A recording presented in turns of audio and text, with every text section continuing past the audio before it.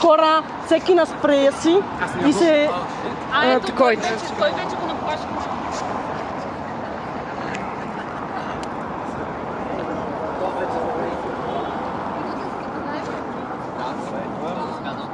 Тогава казваш да се запознаем, а не ми даваш ръка. Трябва малко ако...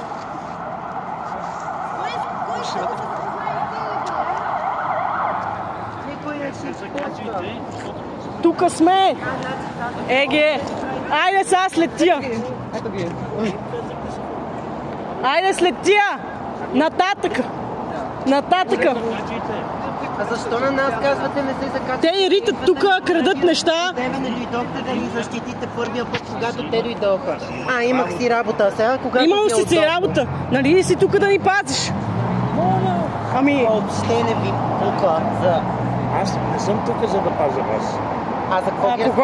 За какво ни разкарвате нас и ни казвате ние да не се закачаме с тях? Те дойдоха да ни тормозят. Добре, ходите пред тях и се закачате. Това си работа. Значи на нас ще ни правите забележки, а тях два пъти може да минат и нищо няма. Вие видяхте какво стана, нали? Или не видяхте? Имахте си работа. Как се казвате? Как се казвате вие? Представете се. Господине, вие кой сте вие? Да се представите. Длъжен сте. Това е нарушение на закона в момента. Как се казвате вие? Как се казвате? Как се казвате? Не ни молете. Стойте си не ни молете. на място, което сте определили да стоите. И вие гледате какво става и нищо не правите. Защо излязохте, видяхте всичко, нищо не направихте? Аз ви молех да направите нещо. Защо?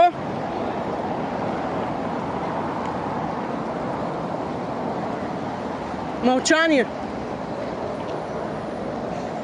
Освен да си провеждаме протестите вътре. Провеждайте си го. Не, вътре във вашата барака, освен да си ги провеждам.